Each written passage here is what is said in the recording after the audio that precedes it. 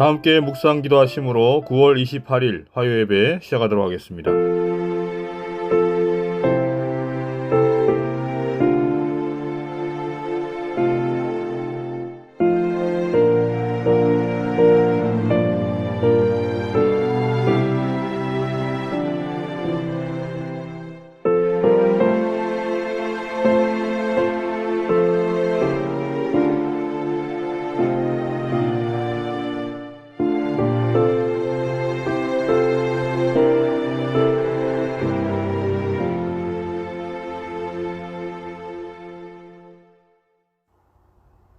다 함께 시작하는 참이 438장 죄짐 맡은 우리 구주 참여하시겠습니다.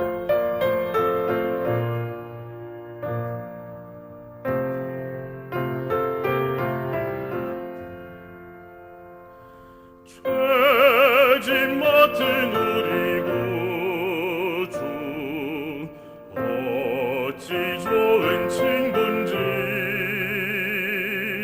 걱정 근심 모든 것을 고한 사람 복 받네.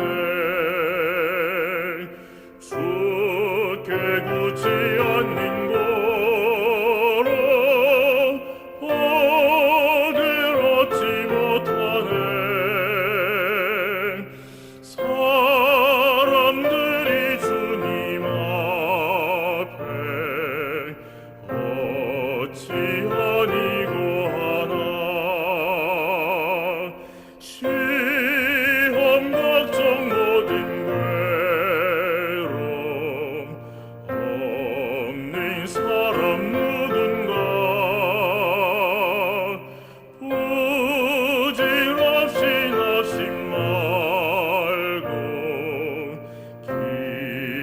기도드려고 하세.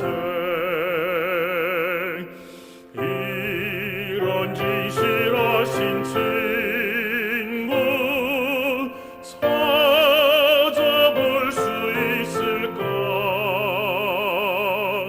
우리 약함하는 주께 어찌 아니고 하나. 근심되는 중한 짐을 아니 진짜 누군가. 피난처는 구주 예수 기도드려고 하세. 세상 친구 멸시하고 너를 조롱하여도 예수 품에 편히 안겨 위로하심 받겠네.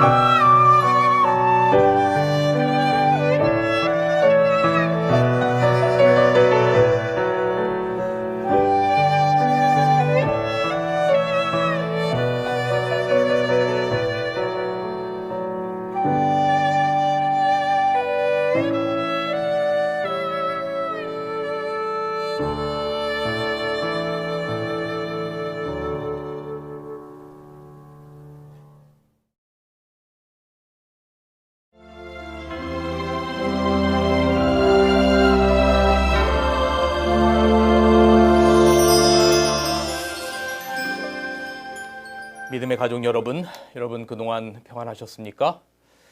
오늘 저는 온라인 전도의 6번째 시간으로 죽음과 부활 속에 나타난 하나님의 사랑이라고 하는 제목으로 말씀을 드리겠습니다. 제가 이번 온라인 전도회의 첫째 날 선과 악, 도덕적인 문제인가 존재적인 문제인가 라고 하는 제목 아래 기독교의 선은 하나님께서 우리를 창조하신 목적처럼 존재하는 것, 생명이고 악은 창조의 목적과는 반대로 죽는 것, 비존재로 돌아가는 것이라 라고 하는 말씀을 드렸습니다. 그런 관점에서 보면 죽음이라고 하는 것은 악한 것이죠. 하나님의 창조의 목적과 반대대로 가는 것이고 또 선악과를 먹은 결과에 따른 것이기 때문에 그렇습니다. 그런데 오늘은 제가 좀 죽음에 관한 다른 관점의 이야기를 좀 드리려고 합니다. 여러분, 로마서 6장 23절은 죄의 싹은 사망이라고 했는데 왜 하나님께서 죄의 싹을 사망으로 선고하셨을까요? 다른 말로 말하면 왜 하나님께서는 선악과를 먹은 결과를 죽음이라고 하는 것을 통해서 주셨을까요? 창세기 2장 17절 다시 살펴보면 선악을 알게 하는 나무의 실과는 먹지 말라. 내가 그걸 먹는 날에는 정령 죽으리라 말씀하셨습니다. 뭐 이렇게 말할 수도 있지 않겠습니까? 내가 선악과를 먹는 날에는 뭐 다리 한쪽이 절리라. 선악과를 먹는 날에는 혹은 눈 한쪽이 멀리라. 선악과를 먹는 날에는 내 손이 그것을 따먹었기 때문에 손에 문둥병이 생기리라. 뭐 이렇게도 불순종에 대한 벌을 주실 수도 있으셨겠는데 왜 불순종에 대한 결과가 열매가 존재가 사라지는 사망일까? 오늘 그 이야기를 좀 생각해 보려고 하는 것입니다. 창세기 3장 22절에 여호와 하나님이 가라사대 보라 이 사람이 선악을 아는 일에 우리 중 하나같이 되었으니 그가 손을 들어 생명나무 실과를 따먹고 영생할까 하노라 하시고, 여러분 이 말씀의 뉘앙스를 잘 보세요. 아담과 하와가 선악과를 먹고 난 다음에 하나님께서는 죄 지은 아담과 하와가 영원히 사는 것을 걱정하고 있습니다. 원래 창조의 목적은 생명, 살라는 명령인데 선악과를 먹고 난 다음에는 이것을 먹고 영원히 살까 염려하는 하나님의 말씀을 볼 수가 있는 것입니다.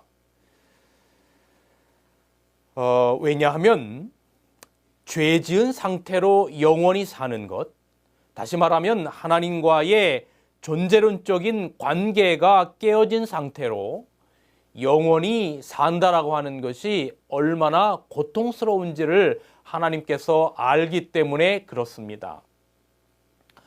여러분 예를 하나 들어보겠습니다. 여러분들에게 사랑하는 자녀들이 있지요. 저에게도 사랑하는 두 아들이 있습니다. 그런데 여러분 자녀를 사랑하기 위해서 엄청 노력해야 자녀를 사랑하게 됩니까? 그렇지 않아요. 제가 부모가 되고 보니까 자녀를 사랑하는 것은 뭐 내리사랑이라고 자연스럽게 되는 것 같아요. 제가 저희 아이들을 사랑해야 되겠다라고 마음을 먹고 사랑하지 않아도 본성적으로 자녀를 사랑하는 것은 대단히 자연스러운 것입니다. 그리고 그 사랑하는 자녀들과 함께 산다라고 하는 것, 이것은 너무나 행복하고 기쁜 일입니다. 여러분, 관계가 사랑의 관계에 있는 사람과 함께 지낸다라고 하는 것은 대단히 행복한 일입니다. 그런데 여러분 제가 질문을 좀 바꿔서 드려보겠습니다. 여러분이 만약에 특별히 우리 남자분들 같은 경우는 군대를 다 다녀오셨는데 군대에서 여러분을 괴롭혔던 아마 고참들이 기억나는 분들이 적어도 남자라면 한 명 이상은 있을 거라고 생각이 들어요. 저도 군대에서 저를 참 괴롭혔던 사람이 있어요. 교회 간다고 괴롭히고 또 제가 이제 신학생이라고 하는 걸 알고 저에게 그렇게 막걸리를 먹이려고 엄청 노력을 많이 했어요. 그래서 이 막걸리와 아침 햇살이라고 하는 쌀 음료가 있는데 겉에서 보면 색깔이 비슷합니다. 그 두 개를 여러 컵에 따라 놓고 저희의 소대원들을 다 지나가면서 하나씩 무조건 고르라고 했어요. 냄새도 맡지 말고 무조건 고르라. 이제 지나가면서 하나씩 다 고르는데 자기가 고른 건 무조건 먹어야 된다라고 하는 조건을 달았죠. 그 고참이. 근데 여러분 제가 불행히도 딱 고른 것은 코에다 가져가 보니까 막걸리였습니다. 먹을 수 없잖아요. 그래서 그걸 먹지 않는다고 정말 참 많은 구타 아닌 구타를 그렇게 당했던 기억이 있습니다. 제가 그때 정말 이 속에서 끌어오르는 어떤 그런 분노라고 하는 게 있어요. 제대 후에 한번 좀 만나기만 해봐라 이제 이런 생각을 가지고 있었죠. 근데 여러분 아니나 다를까 제가 제대 후에 꽤 얼마의 시간이 지나고 난 다음에 지하철 안에서 저를 괴롭혔던 그 고참 손 뭐뭐 하는 그 고참을 봤어요. 저만 봤어요. 저만큼 건너에 앉아 있는 것을. 근데 시간이 좀 지났기 때문에 그때의 그 악감정들은 사라졌지만 별로 그렇게 반갑고 가서 아는 척하고 싶은 마음은 없었어요. 여러분에게 제가 질문을 드립니다. 만일 저를 괴롭혔던 군대 상관과 같은 그런 관계가 깨어진 사람과 함께 영원히 살라고 한다면, 평생을 같이 살라고 한다면 여러분 그곳이 아무리 먹을 것이 많고 아무리 금은 보화가 많고 아무리 좋은 곳이라 할지라도 행복한 곳이 되지 못하겠죠.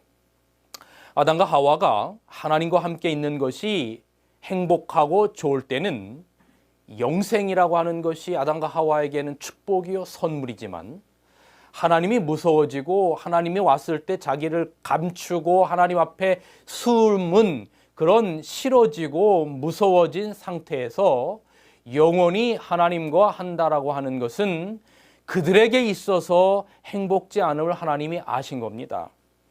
여러분 성경의 사랑의 반대는 뭔지 아십니까? 사랑의 반대는 성경의 미움이라고 말하지 않고 두려움이라고 말하고 있어요. 여러분 여기 성경 말씀을 좀 보시겠습니다. 사랑 안에 두려움이 없고 온전한 사랑이 두려움을 내어 쫓나니 두려움에는 형벌이 있음이라. 두려워하는 자는 사랑 안에서 온전히 이루지 못한다라고 요한일서 4장 19절에 말씀하시고 있는 겁니다. 사랑의 반대는 두려움이죠. 아담과 하와가 하나님과의 관계 가운데, 사랑의 관계 가운데 있을 때는 영원히 산다라고 하는 것은 너무나 큰 축복이었지만, 하나님이 두려움의 대상이 된 순간서부터 영원히 산다라고 하는 것은 아담과 하와에게는 축복이 될 수 없었던 겁니다. 여러분, 아담과 하와가 죄 지은 후에 하나님과 사단의 생각은 완전히 달랐어요. 여러분, 사단은 아담과 하와가 죄 지은 후에 아담과 하와가 죽는 것을 원하지 않았습니다. 죄 지은 고통의 상태로 하나님과 반역하고 반목하며 영원히 사는 것을 사단이 원했어요. 여러분, 여기 보조와 선지자라고 하는 책 60페이지에 보면 이렇게 기록하고 있습니다. 영원히 생존하려면 사람은 생명나무의 열매를 계속 먹어야 하였다. 이것을 박탈당하면 그의 활력은 점차로 사라져 마침내 생명이 소멸될 것이었다. 아담과 하와가 불순종함으로 하나님의 불쾌히 여기심을 입게 하는 것이 사단의 계획이었다 그랬어요. 불순종함으로 하나님의 불쾌히 여기심을 입게 하는 것이 사단의 계획이었다. 그 다음, 그들이 용서를 받지 못할 경우 생명나무 실과를 먹음으로 죄와 비참 가운데 영원토록 살아가게 하려고 희망하였다. 여러분, 이것이 바로 사단의 목적이었어요. 아담과 하와가 선악과를 먹고 바로 죽는 것이 사단이 원했던 것이 아니라 하나님과 반목한 상태로 영원히 그렇게 고통당하면서 사는 것, 마치 하나님을 군대 상관처럼 여기면서 반목하며 사는 것이 사단의 원하는 것이었어요. 여러분, 그런데 그와 반대로 하나님은 아담과 하와가 범죄하고 난 다음에 하나님께서는 아담과 하와의 수명을 단축시키고 존재를 비존재로 돌아가게 만들고 다시금 하나님 나라로 돌아올 수 있는 길을 마련하시고 그들에게 다시금 영원한 생명을 주어서 회복되게 하는 것을 하나님께서 바라셨던 겁니다. 하나님과 함께하는 것이 두려워진 아담과 하와에게 그들이 살만한 곳으로 하나님께서 내보내셨어요. 그래서 성경에는 에덴 동산에서 아담과 하와를 내보낸 겁니다.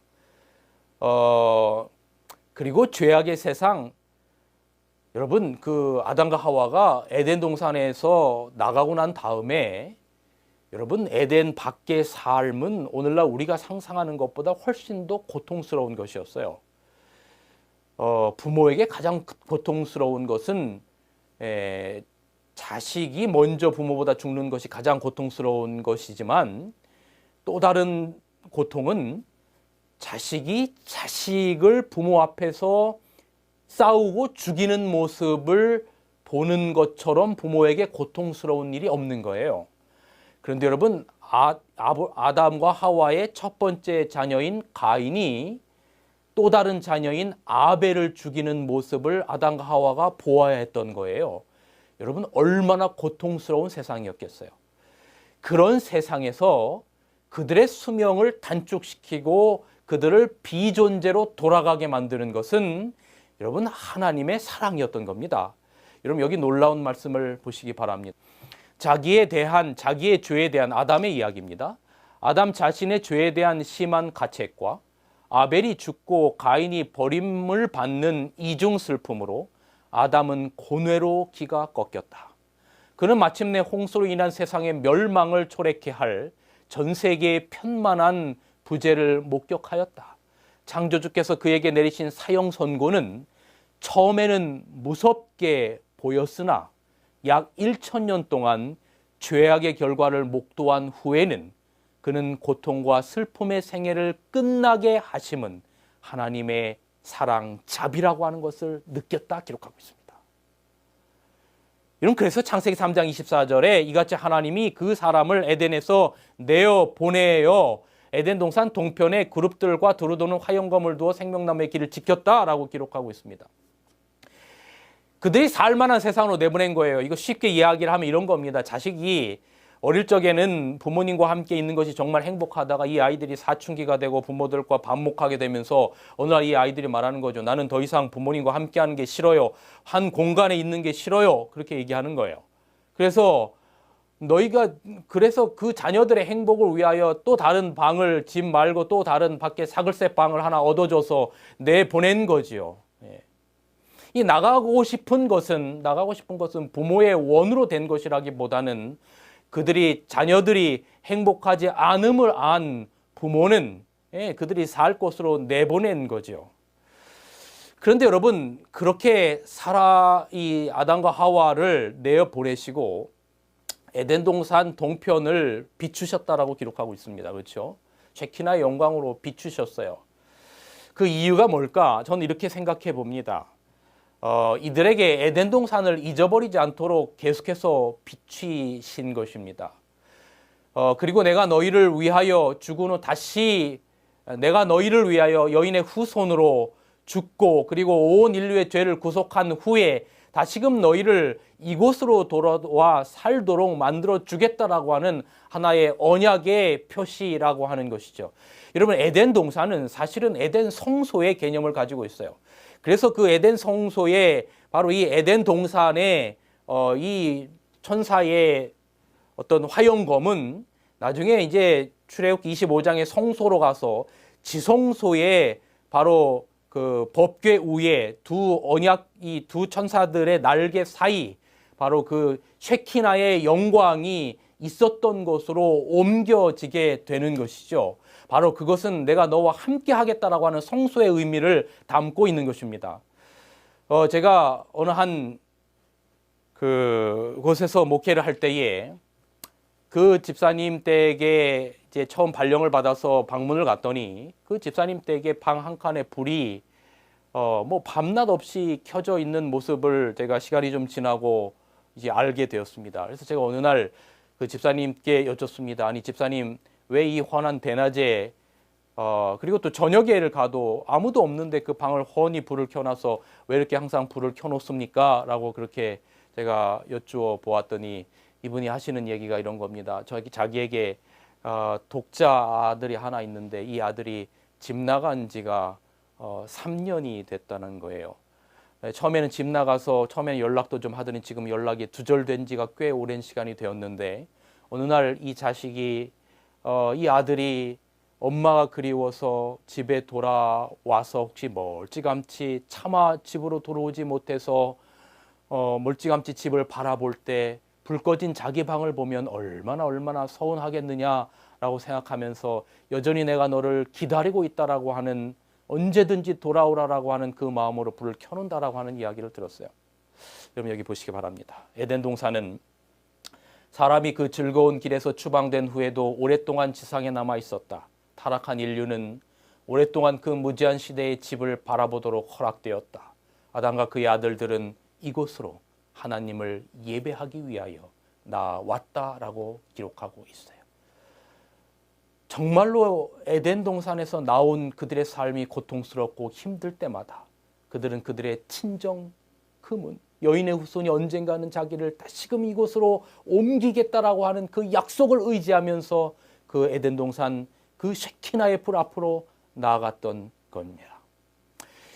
여러분, 그런 의미에서 아담과 하와가 에덴을 잃어버린 창세기 3장인 신라관서부터 다시금 여자의 후손으로 말미암아 회복된 복락원에 이르기까지, 요한계시록 21장과 22장에 이르기까지 이 죄악의 세상 가운데 너무나 고통스럽고 힘든 이 세상에서 하나님의 자녀들이 다시금 그 에덴 동산으로 돌아올 수 있는 길을 마련해 놓으시고 그리스도 안에서 죽음이라고 하는 의식을 끊어버림으로 비존재로 돌아가는 것을 통해서 허락하시는 것은, 바로 죽음이라고 하는 것을 허락하시는 것은 바로 사랑의 마취와 같은 것이라고 하는 생각이 드는 겁니다.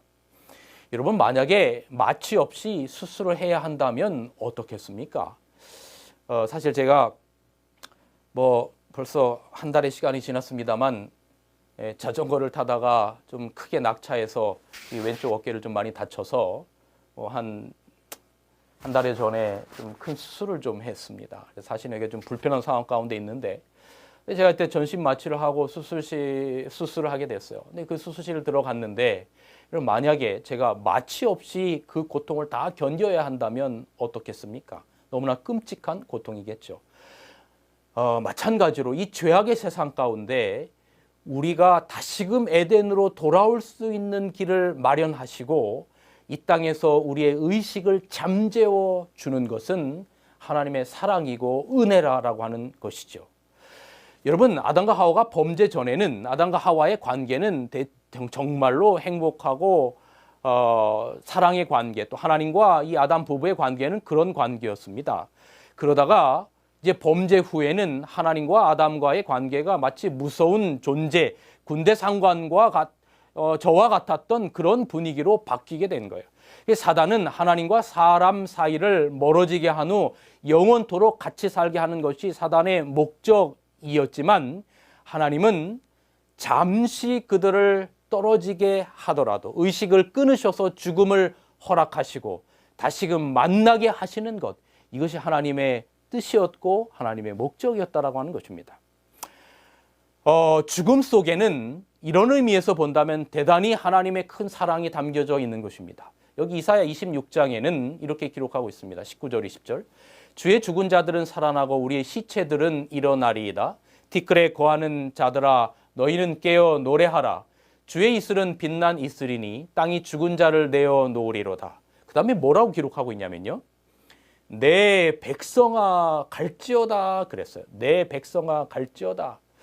여러분, 누군가가 말이죠, 야, 내 백성아, 우리 이런 거를 붙이면, 저는 개인적으로 제가 성도들에게 그런 이야기를 자주 합니다. 저는 유창종 목사라고 하는 그런 호칭으로 불리는 것보다 우리 목사님이라고 하는 호칭으로 불리는 걸 훨씬 좋아한다라고 하는 이야기를 많이 해요. 왠지 영어로는 my pastor 이렇게 하겠지만 우리나라 말은 이 우리라고 하는 개념이 강하잖아요. 그래서 우리 목사님, 그런 말이 참 저는 되게 좋아요. 우리 아들, 우리 딸, 이렇게 말하지 않습니까?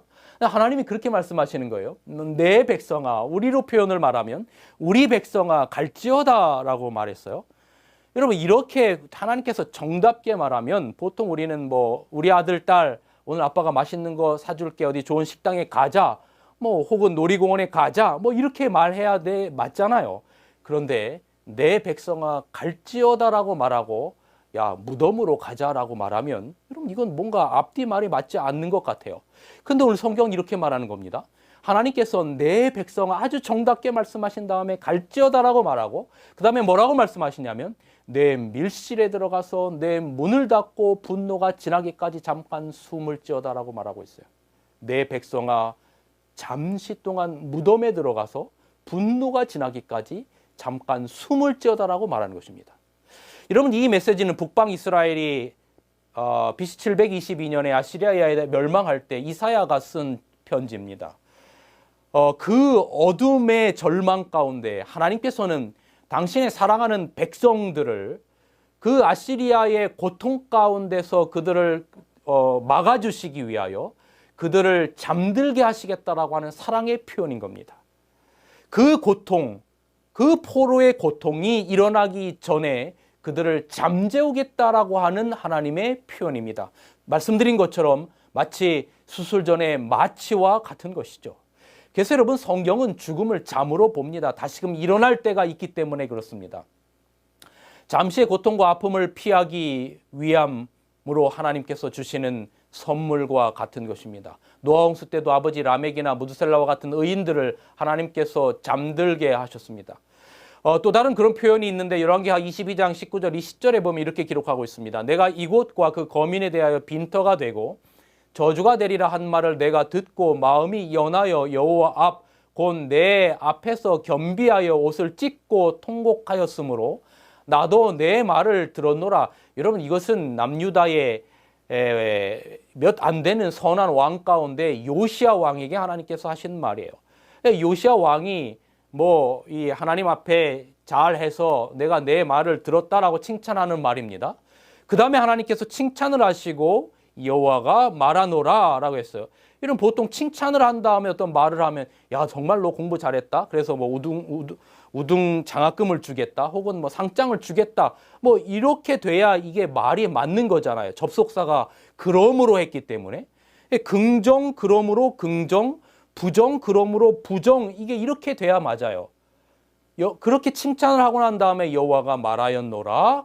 그러므로 뭔가 긍정의 이야기가 나와야 되는데 성경은 뭐라고 기록하고 있냐면 내가 너로 너의 열조에게 돌아가서 평안히 묘실로 돌아가게 하리니 내가 이곳에 내리는 모든 재앙을 내 눈으로 보지 못하리라 말씀하고 있어요. 여러분, 하나님께서 이 요시야 왕에게 주신 이 메시지가 어떤 의미를, 죽음에 대한 어떤 의미를 내포하고 있는 것입니까? 하나님의 선하신 백성들에게 허락하시는 죽음은 바로 선물이라고 하는 의미를 담고 있는 것입니다. 여러분, 그렇습니다. 우리가 그리스도 안에서 산다는 것, 예수님 안에서 산다라고 하는 것은 부활에 대한 소망을 가지고 사는 것을 의미합니다.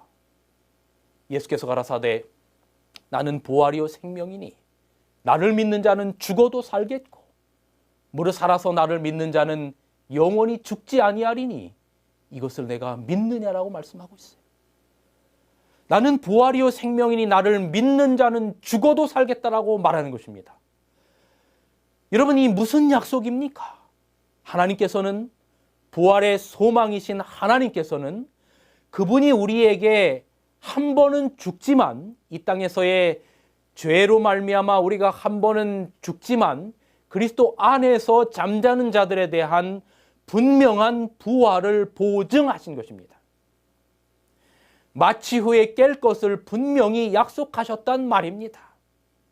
잠들고 난 다음에 깰 것을 분명히 약속하셨단 말입니다.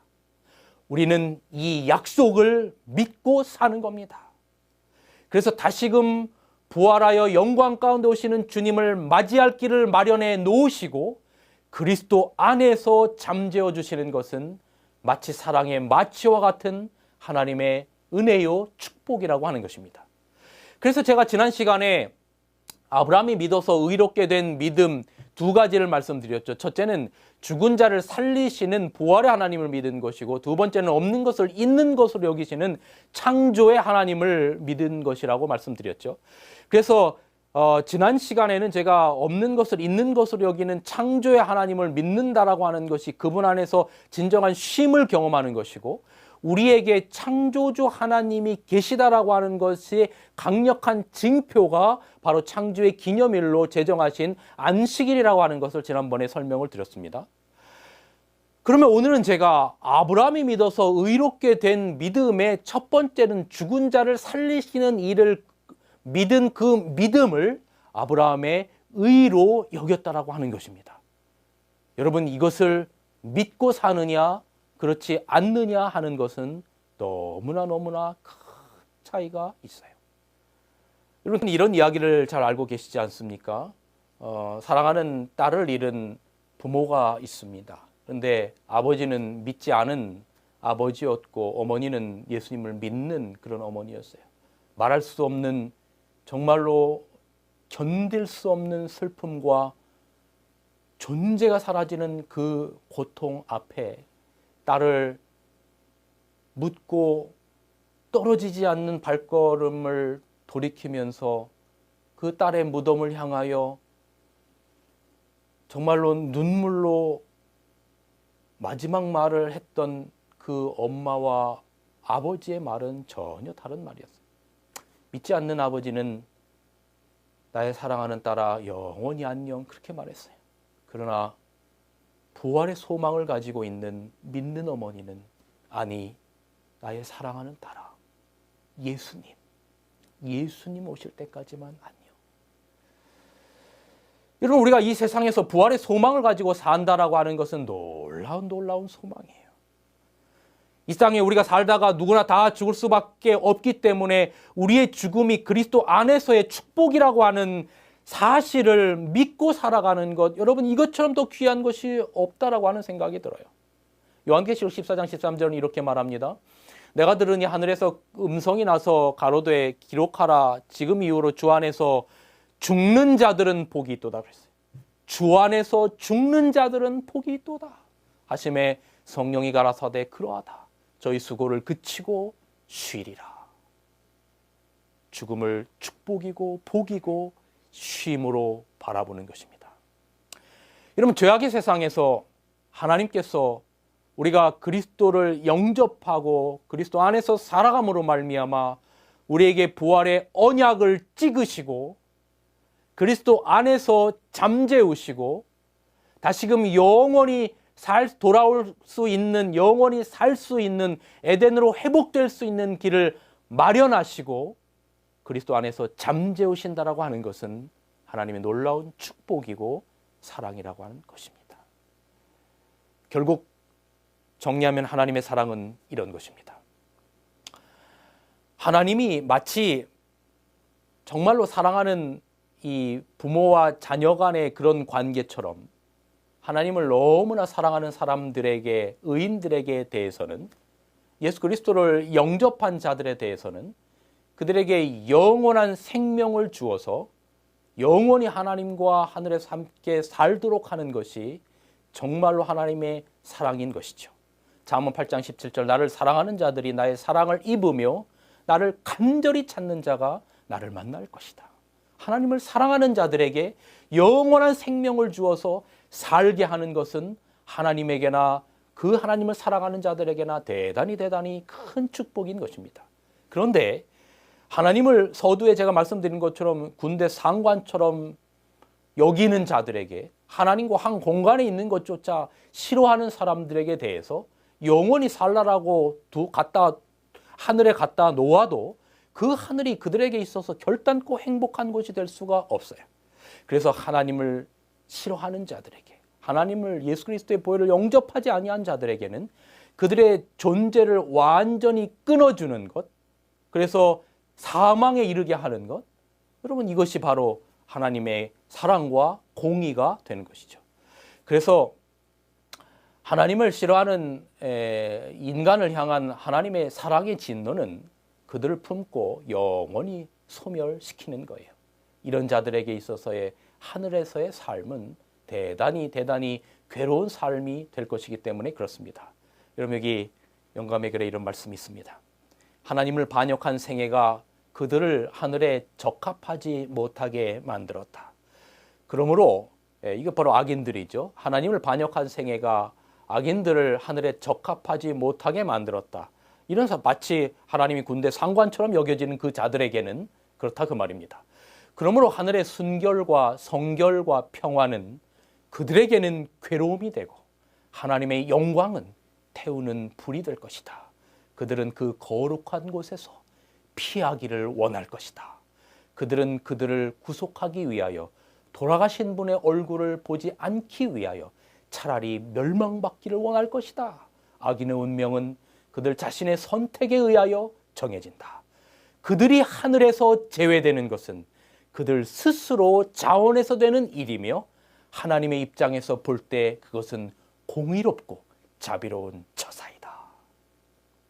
여러분, 그래서 죄 삭시 존재를 없애주는 사망이라는 선언 속에는 하나님의 아름다운 성품이 들어있는 것입니다. 여러분, 우리가 이 땅에 태어나 살아가면서 가장 잘하고 중요한 일은 바로 하늘나라에 살 백성으로 준비되는 삶을 사는 것입니다. 다시 한번 반복합니다. 강조합니다. 우리가 이 땅에 태어나 살아가면서 가장 중요한 일은 바로 하늘나라에 가서 살 백성으로 준비되는 것입니다. 여러분, 하늘나라에 가서 살 백성으로 준비된다는 것이 무슨 뜻입니까? 그것은 다른 것이 아니에요. 하나님과 함께 있는 것이 행복해야 되는 거예요. 왜냐하면 우리가 하늘에 가서 영원토록 하나님을 경배하며 살 것이기 때문에 우리의 경배의 대상인 우리의 창조주이신 하나님을 살아가는 것이 행복한 것, 여러분 이것이 바로 우리가 예수님을 맞을 준비를 하는 거예요. 그리고 또 다른 것은 우리가 하늘에 가서 하나님과만 사는 게 아니라 구속받은 우리의 이웃들과 살아야 되잖아요. 그런데 하늘나라 같이 간 이웃들이 정말로 꼴보기 싫고 미우면 그것이 하늘나라가 될 수 없잖아요. 그래서 바로 이웃을 내 몸처럼 사랑하라, 그렇게 말씀하신 거예요. 여러분, 이것이 바로 우리가 하늘에 가서 살 준비를 하는 거예요. 하나님을 사랑하고 우리의 이웃을 사랑하는 것. 그래서 하나님과 이웃과 영원토록 살아가는 그 새하늘과 새 땅의 모습이 영원토록 우리에게 행복을 줄 수 있는 겁니다. 한 율법사가 물었죠. 마태복음 22장에 선생님이여 어느 율법 중에 어느 계명이 큽니까? 예수님께서 대답하십니다. 예수께서 이르시되 내 마음을 다하고 목숨을 다하여 뜻을 다하여 주 너희 하나님을 사랑하자 하셨으니 이것이 크고 첫째 되는 계명이요. 그렇죠? 우리가 하늘에서 하나님을 영원토록 하나님과 살아야 되기 때문에 하나님을 사랑하는 것, 여러분 이것이 대단히 중요한 겁니다. 말씀드린 것처럼 또한 하늘에서 하나님과만 사는 것이 아니라 이웃과도 살아야 되니까 둘째도 그와 같으니 내 이웃을 내 몸과 같이 사랑하라 하셨으니 이 두 계명이 온 율법과 선지자의 강령이니라. 여러분, 우리가 성품 변화의 이야기를 많이 하는데 성품 변화는 다른 게 아니라 하늘에서 하나님과 이웃과 함께 살아야 하니 그들을 사랑하는 마음을 가지는 거예요. 그런 자들에게 하늘은 정말로 행복한 곳이 될 것입니다. 이번 한 주간도 죽음과 부활 속에 드러난 하나님의 그 놀라운 사랑을 생각하시고 우리가 이 세상을 살아가면서 죽어도 다시금 부활할 수 있다라고 하는 소망을 가지고 살아가는 여러분과 제가 되기를 간절히 바라고 하나님을 사랑하고 이웃들을 사랑하는 그런 한 주간이 되시기를 간절히 바라면서 말씀을 줄이겠습니다. 네, 다 함께 마치는 찬미 457장 주가 동산에 기다리시니 찬미하시겠습니다.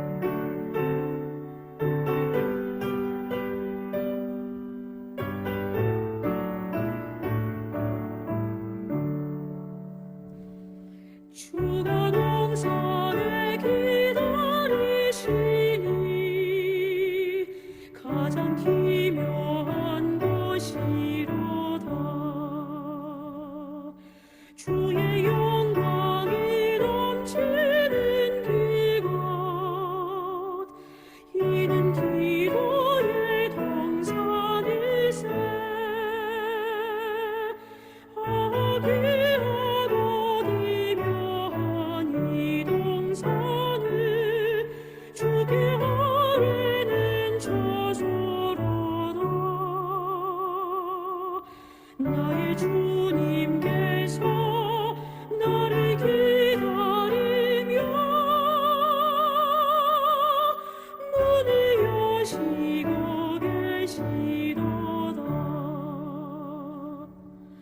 주가 동산에 기다리시니